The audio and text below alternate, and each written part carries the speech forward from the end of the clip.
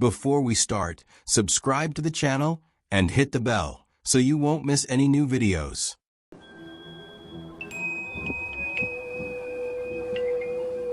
What do you know about France? The Eiffel Tower, croissants, Napoleon, the Revolution, La Marseillaise, fine wines. All of that is the glossy facade, the postcard France shown to tourists. Now forget it, because the real history of France is not the procession of kings or the parades of generals. It's an attic crammed with crazy inventions, ridiculous grievances, 3-day republics that no one remembered, and 20-minute kings whose portraits were minted only 100 years later. It's a country where human teeth were traded on a bridge. Executioners lived in their own city outside the walls of Paris. And one village didn't pay taxes for 250 years and ended up with a compensation of €1. It's a France where a railway was laid 15 meters from a chateau just to spite its owner, and where the famous tower was saved from demolition not by architects, but by military radio operators. I have gathered for you 15 facts, after which France will never again be just a country of croissants and berets. Behind each fact are years of life, kilograms of archive dust, and human stories that are funnier than fiction and more tragic than drama. Buckle up. You're entering the France that doesn't exist in textbooks. Fact 1. The shortest reigning king ruled for just 20 minutes, but his shadow stretched for a century. In late July 1830, Paris was burning. The 3 glorious days of the July Revolution had swept away barricades, and with them the hopes of the Bourbon dynasty for a return to pre-revolutionary absolutism. King Charles X, stubborn and short-sighted, abdicated on August 2nd at the Château de Rambouillet, but not in favor of his son Louis Antoine, whom everyone considered too weak, but in favor of his 9-year-old grandson Henri, Duke of Bordeaux, known in monarchist circles as Henry V. However, by the laws of the French monarchy, the throne could not pass directly to a child. A regent was required. Charles X signed the Abdication Act at 2:30 p.m. Louis Antoine, unwilling to reign for a few days only to step aside for his nephew, reluctantly signed at 2:50 p.m. Between these two moments, exactly 20 minutes, Louis Antoine was technically King of France under the name Louis XIX. He even received the oath of allegiance from 3 ministers who were in the same room. No law was passed, no coin was minted, but the parliamentary records of the Chamber of Peers document this interval as a reign. After signing, Louis Antoine remained king for another 30 seconds, until the pen left the paper. Later, in exile in Austria, he liked to repeat a bitter joke: "I ruled France for exactly the time it takes to smoke a cigar." Legitimist supporters of the elder Bourbon branch argued for decades whether he should count as a formal monarch.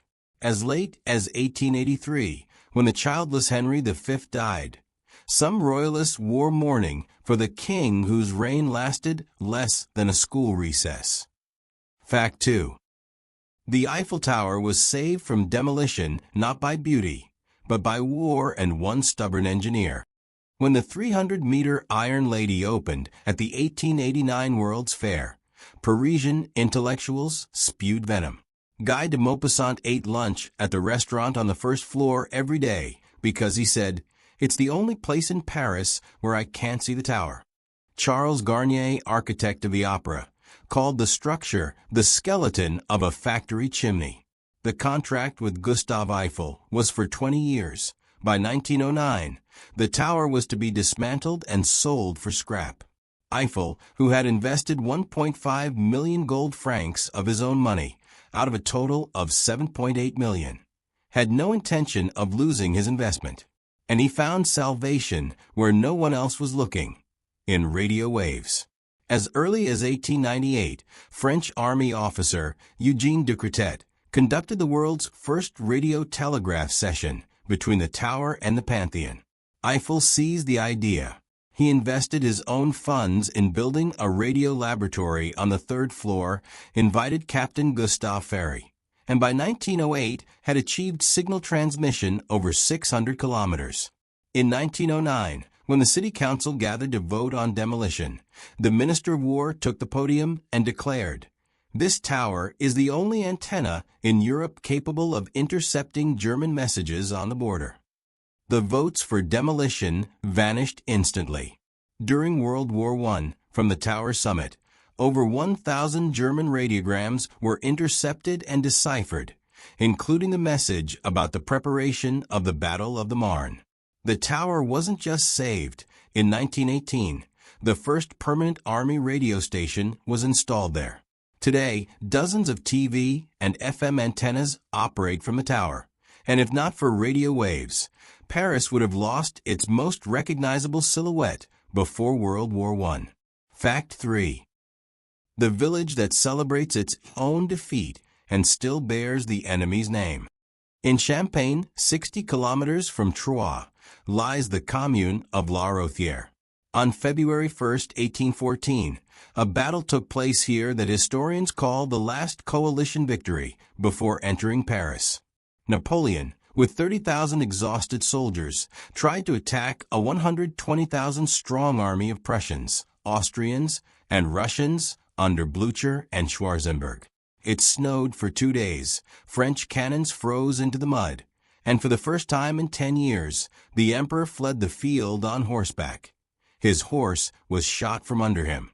The coalition lost 6,000 men, the French 4,000, but the main point wasn't the numbers. It was a psychological crack in the myth of invincibility. After the Bourbon Restoration in 1815, the new authorities furiously renamed everything that recalled Bonaparte. Columns were torn down, streets were renamed. Even the town of Napoleon-Vendée became La Roche-sur-Yon. But La Rothière survived. Why? The local mayor, a former Napoleonic sergeant, petitioned. The name of the village refers not to the emperor's victory, but to the toponym Rothière, a place where charcoal was burned in pits. Parisian bureaucrats couldn't be bothered to check and allowed the name to remain. As a result, for 200 years, the French have lived in a village whose name means place of kills, but everyone knows it's actually a monument to their own defeat. Every year on February 1st, the residents of La Rothière put on uniforms of both armies, fire blank cannons, and eat chestnut soup, the same soup Napoleon soldiers made when they ran out of bread. Tourists who know the history are often confused. You're celebrating that you lost? The locals shrug. We're celebrating that they didn't rename us. Fact 4. French kings as living amulets. 800 years of touching scrofula patience. Today it sounds like medieval quackery, but for 15th to 18th century Europe, the royal touch was as much a technology as vaccination is today. Starting with Robert II the Pious in the 11th century, but especially after the canonization of Louis IX St. Louis, French monarchs regularly performed a ritual. On major church holidays, Easter, Pentecost, Christmas, the king would sit in a chair while a line of people with tuberculous swellings on their necks, scrofula, filed past. The king touched each sore with his hand, sometimes just 2 fingers, and spoke the formula. The king touches you. God heals you. In the name of the Father, the Son, and the Holy Spirit. In a single day, the king could serve up to 1,500 people. Under Louis XIV, the Sun King, 350,000 royal touches are documented over 72 years. Even English kings copied the ritual. Charles II healed 92,000 people. Why did people believe?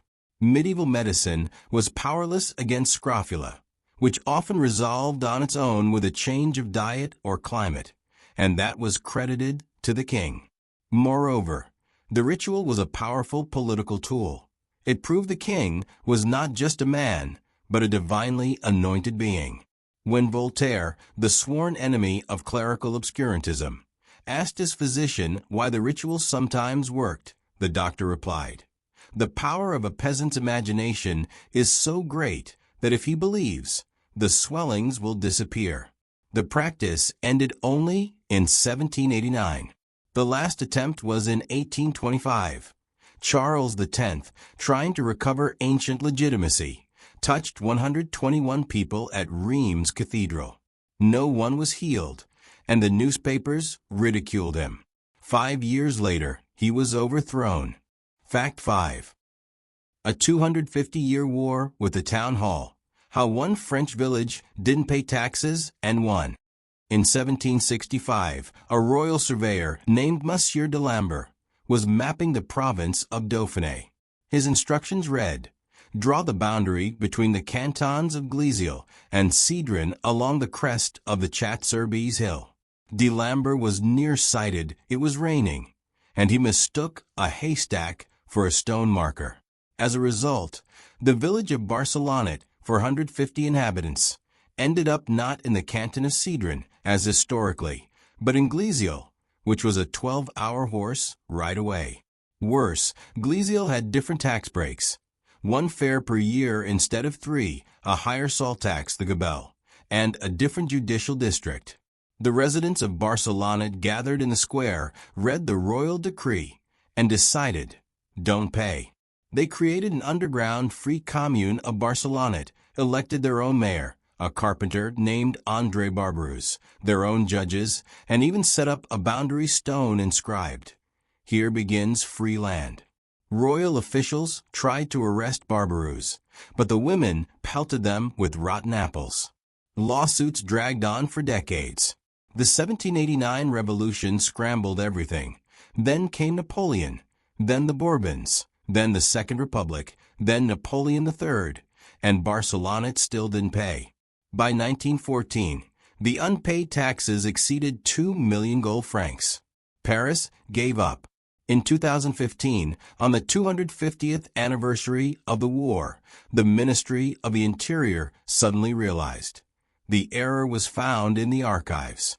Descendants of the original rebels were paid a symbolic compensation, €1 each for 520 residents, and an apology letter was sent to the mayor. He hung the letter in a frame above the bar, and the village paid its taxes for the first time only in 2018 voluntarily, so as not to be rude. Fact 6.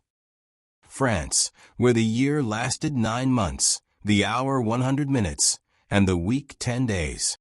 On October 5, 1793, the National Convention passed a decree for a new calendar. The Gregorian calendar was abolished as a relic of obscurantism. The new era began on September 22, 1792, the day the First Republic was proclaimed, coinciding with the autumnal equinox. But due to bureaucratic delay, the decree was signed only on October 5th, to take effect from September 22, 1793, exactly 1 year after the beginning of time. As a result, the Revolutionary Year I, by the old style, 1793, ran precisely from September 22, 1792, to September 21, 1793, 365 days. But Parisian calendars followed the old style until the signing, so real people lost 9 months. From January 1st to September 21st, 1793, they officially lived in the old-style year 1793, while by the new calendar, it was still Year I. The absurdity was immediately fixed. It was decreed that Year I had been short, and Year II would begin September 22nd, 1793. The result, the calendar year 1793, January to December, did not exist in France. Instead, there was Year I, September to September, and then Year II, starting September. In daily life, this created hell. The day was divided into 10 hours, each 100 minutes, each 100 seconds. Clocks had to be converted. Second hands spun uncomfortably fast. The 10-day week decade gave 1 day off per decade instead of 1 in 7. Peasants revolted. They couldn't rest, and the Christian Sunday was abolished. Napoleon, a pragmatist, abolished the entire calendar on January 1st, 1806, restoring the Gregorian. Curiously, some archives still contain documents with double dates. 7 Fructidor year 13, August 25, 1805. And in the Paris Museum of Arts and Crafts, there's a clock with a 10-hour dial. It still runs, showing a time that nobody uses. Fact 7.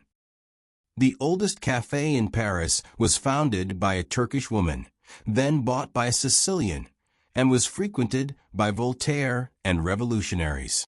In 1672, 14 years before Louis Procope, at 13 Rue Mazarine in Paris, a certain Madame Hurram, originally from Constantinople, opened a shop selling sherbet, sweet fruit ice. Hurram was a clever woman. At the Ottoman court, she had learned to brew coffee in the Arabic style, with cardamom, thick and black. Parisians who saw coffee only as a medicine sold by apothecaries for headaches first spat it out, but Hurram began adding milk and sugar. Thus Café au lait was born in France. Her shop became a meeting place for actors from the neighboring Theatre de la Guignol. In 1686, the shop was bought by a Sicilian, Francesco Procopio de Coltelli. The French called him François Procope.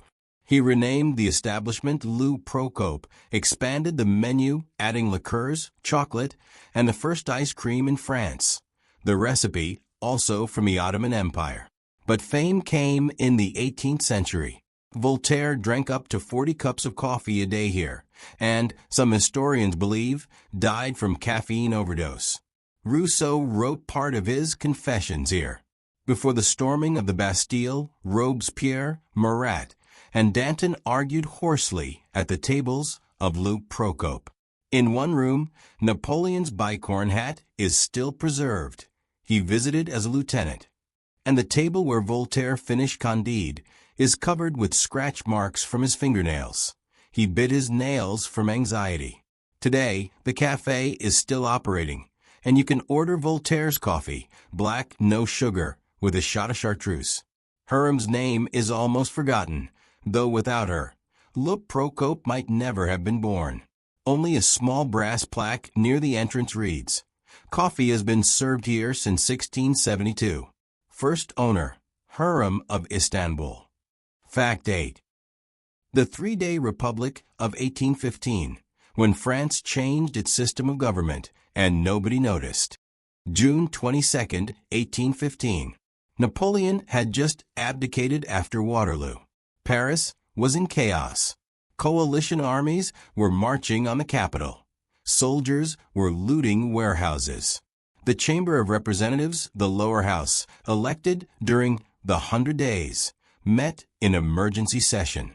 The deputies, Republicans and Liberals, hated the Bourbons, who would return on foreign bayonets, and didn't want a dictatorship of Napoleon II, the 4-year-old son of the emperor. The head of the provisional government, Fouché, a former regicide who had voted for the execution of Louis XVI, proposed a compromise: establish a governmental commission, without mention of king or emperor. The deputies voted. Result: 312 for, 95 against. Under the constitutional law of the time, if there is no monarch and no emperor, the country is a republic. Lawyers confirmed it. June 22, 1815, 4 p.m. France became a republic, the second time in its history. But Blucher's troops were already in St. Denis. Louis XVIII, the future king, was waiting in Belgium, and Parisian newspapers printed, "The emperor has abdicated. The commission governs." Not a single word republic. On June 23rd, the commission issued a proclamation to the people addressing them as citizens. An old revolutionary cliché. On June 24th, news arrived that the Allies would not recognize any republic and would enter Paris in 2 days. The commission began secret negotiations with royalists. On June 25th, at 9 a.m., the Chamber of Representatives dissolved under pressure. The commission announced the transfer of power to Louis XVIII. The Republic had lasted 61 hours and 20 minutes and had not passed a single law. Contemporaries did not understand what had happened. Only the historian Albert Sabel in the 1950s found the records and calculated. This was the shortest republic in French history, and if we count continuous republics, not the Paris Commune, it should be recognized as the Second Republic before 1848. But no one recognizes it, because it didn't even have time to print postage stamps. Fact 9. Montmartre, the city of executioners that didn't want to be Paris. Until 1860, Montmartre was a separate commune outside the northern wall of Paris. It was home to millers, plaster workers, and the executioners of Paris. Why? In medieval Paris, the executioner was an outcast. He could not enter a church, buy a house inside the city walls, nor could his children marry normal people. But his work was necessary. The solution: let him live outside the walls. The first known executioner of Montmartre was Jean de Beaumont, 1401. He was also a butcher and a barber. Blood was his profession. By the 16th century, a guild had formed. They had a common chest treasury, their own elder, their own chapel, Saint Pierre de Montmartre, still standing, and even their own tavern at the gallows. Executioners passed the trade from father to son, like a dynasty.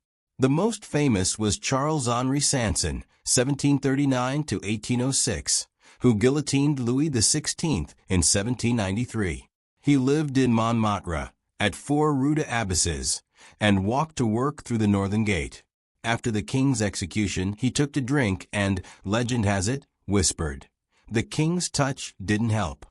His descendant, Henri Clement Sanson, was the last executioner of Montmartre. In 1853, he executed a murderer. His house was burned down by neighbors, a tradition, and he left. In 1860, Napoleon III annexed Montmartre to Paris. The guild was disbanded, and the money in the common chest, several thousand francs, was donated to build the Sacré-Cœur Basilica. So the white cathedral on the hill was partly built with blood money. Locals still joke. Montmartre is the only place where art and execution stood side by side. Fact 10. The bridge where human teeth were traded and broken jaws were sold. The Pont Neuf New Bridge, opened by Henry IV in 1607, was the first bridge in Paris without houses. That meant it became a huge open square, and merchants flooded in. The most gruesome trade: teeth. In the 17th and 18th centuries, dentistry, as we know it, didn't exist. Ivory or wooden dentures were uncomfortable. The wealthy paid for real human teeth set in gold mounts. Where to get teeth? 2 sources. Poor people who sold their own healthy teeth. Front incisors cost 5 livres, molars 2 livres, and fresh corpses. The cemetery of the innocents, less innocents, in central Paris was overflowing. Graves were dug in multiple layers. Tooth hunters at night exhumed bodies, pulled out teeth with pliers, boiled them in vinegar to kill the smell, and sold them on the Pont Neuf. A set of 32 teeth cost 150 livres, a laborer's annual wage. The most valuable were the teeth of young executed criminals, considered clean, because the dead person hadn't died of disease. In 1743, the king's physician Pierre Fauchard, father of modern dentistry, was outraged. He proved that teeth from corpses spread infection and obtained a ban on the trade. But it continued underground until the Revolution, when the Cemetery of the Innocents was closed in 1786 and the remains transferred to the catacombs. Parisians noticed that many skeletons were missing their front teeth. Today there's no plaque on the Pont Neuf, but old Parisians will tell you, under these stones still lie teeth that were sold so that others could smile. Fact 11. The chateau that took 166 years to build, and the man who invented modern gunpowder next to the construction site. Francis I laid the foundation for Chambord in 1519, dreaming of a utopian castle. 440 rooms, 365 fireplaces, one for each day of the year. A double helix staircase attributed to Leonardo da Vinci, who had died a year before construction began. But money ran out, wars distracted. Francis lived at Chambord only 72 days in his entire life. Henry II didn't finish it. Charles IX abandoned it. Henry III sold the furniture. In 1540, while construction was barely moving, Jean Lubeg was born in the neighboring village of Montpré-Chabot. He grew up among the forests and unfinished towers. In the 1570s, working as a Royal Artillery advisor, Lubeg identified a problem. Gunpowder, saltpeter, sulfur, charcoal burned unevenly because the components separated during transport. In 1584, he published a treatise, The True Method of Making Arquebus Powder, in which he proposed moisten the mixture, roll it into small balls granules, and dry it. Granulated powder burned 3 times faster and more evenly. This changed firearms forever. Muskets became more accurate, cannons longer-ranged. Lubeg did not patent the idea. The concept of a patent didn't exist, and his name was forgotten. Meanwhile, Chambord, which he had watched from his workshop window, was finally finished under Louis XIV in 1685, 101 years after Lubeg's death. But here's a detail. In the castle cellars, there is a powder magazine from 1620 where a barrel was found labeled Lebig 1584, spelling varied. It's the only material evidence linking the inventor to the castle. Today, Chambord's guides show that powder magazine, but rarely mention Jean Lubeg. Locals say he invented the powder that killed so many people, it's better not to remember. Fact 12. Acorn bread and hippopotamus steak. How Paris survived the Prussian siege.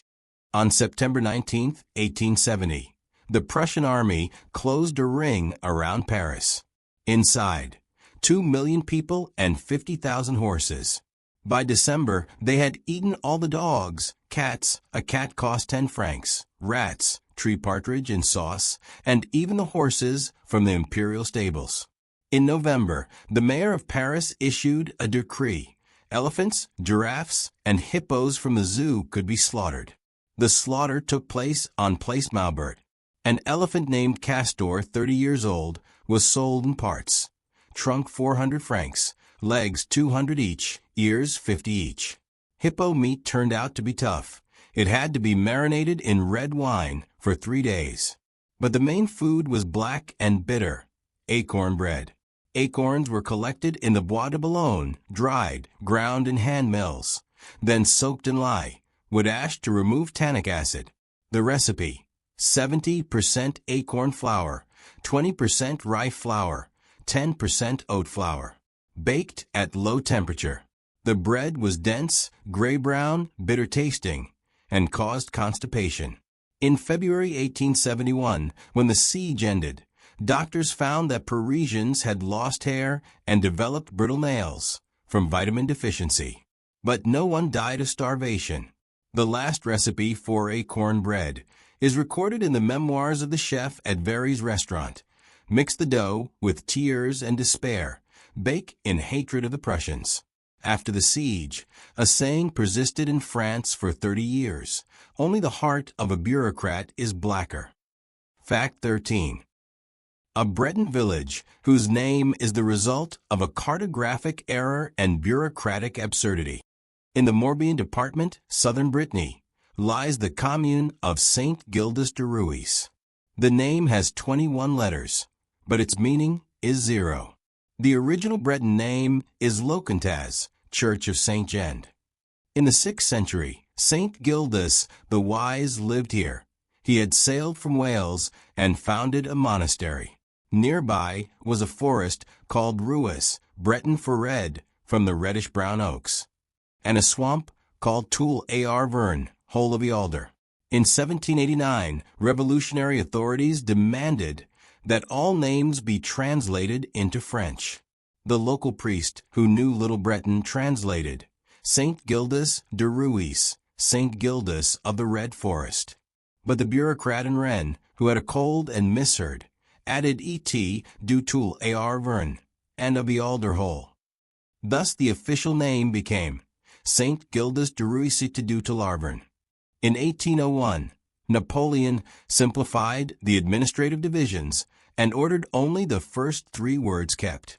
So Saint Gildas de Ruys was born Saint Gildas of the Red Forest, even though no red forest had existed for 1,000 years.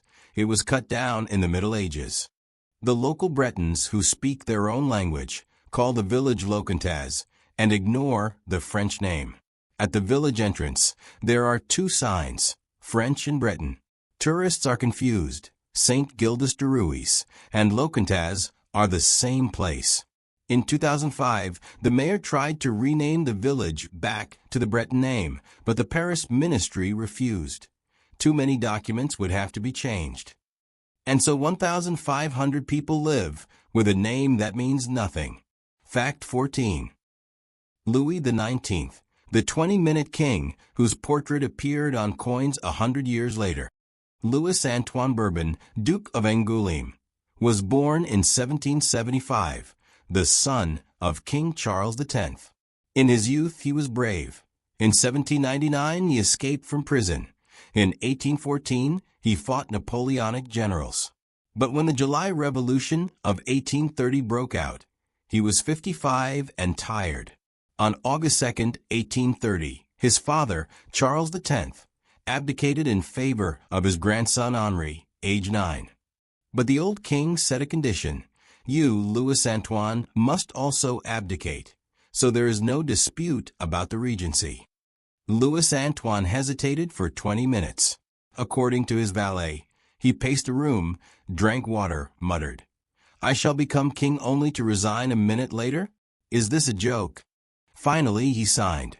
Between Charles X's signature, 2:30 p.m., and Louis Antoine's, 2:50 p.m., the protocol called him His Majesty Louis XIX. He formally received the oath of 3 ministers, Interior, Justice, and the royal household, but the ceremony lasted just 5 minutes. After abdicating, he left for Austria, lived there for 14 years, and died in 1844. His tomb in Costanjevica Monastery, Italy, is inscribed Louis XIX, King of France. The debate, was he king? French legitimists, monarchists, say yes. 20 minutes is a reign. Orleanists, supporters of Louis Philippe, say no, he was never crowned. In 1930, on the centenary of the July Revolution, the Paris Mint struck 12 trial medals with a profile of Louis XIX, the only official image. The inscription, Ludovicus XIX Franci Rex, Louis XIX, King of France. The medals were given to members of the royal family in exile. In 2019, one such medal sold at auction for €62,000. Today, descendants of Louis XIX, there are several branches, sometimes joke at family dinners. Raise your glasses to the king who spent longer deliberating than ruling. Fact 15. The railway as a weapon of revenge. Trains that destroyed a chateau's silence. In 1845, the Compagnie de Chemins de Fer de l'Ouest was building the Paris-Versailles line through the commune of Villeneuve-le-Roi. In its path stood the Château de Vaux, built in 1730 for a minister of Louis XV. The owner, Count Eugene de la Rivière, was proud and very rich. Engineers offered to buy a narrow strip of land, 30 meters wide, through his park to lay the tracks away from the façade. The Count demanded 500,000 gold francs, 50 times the market price. The company refused. Then they played a trick. The law allowed land to be expropriated for public utility if it was vacant. They declared that the strip 15 meters from the chateau's wall was wasteland not used by the Count. The court, allegedly bribed by the company, suspicion of a 10,000 franc bribe, ruled wasteland. The line was laid not away from the castle, but so that the trains ran just 15 meters from the living room windows. What's more, they built not a branch line but the main line. The first train passed on July 12, 1845, at 8 a.m. The Count, having breakfast in his living room, jumped from his seat. The steam whistle and rattling windows repeated every 30 minutes. He sued for noise. He lost. He sued for vibration. Plaster fell from the walls. He lost. He then moved to Paris and rented the chateau as a grain warehouse. In 1862, the Count died. The state bought the chateau for a military hospital. Today, the line still operates. Now TGV trains pass at 200 kilometers per hour, and the windows of the Chateau de Vaux are bricked up. Guidebooks note: picturesque ruins of an 18th century chateau. Note the 20th century soundproofing walls. Locals still call this section of track the Revenge of the Railwaymen. Thanks for watching. If you enjoyed this video, don't forget to like. Write in the comments which country you want to see next, and what facts you're most curious about. See you in the next episode.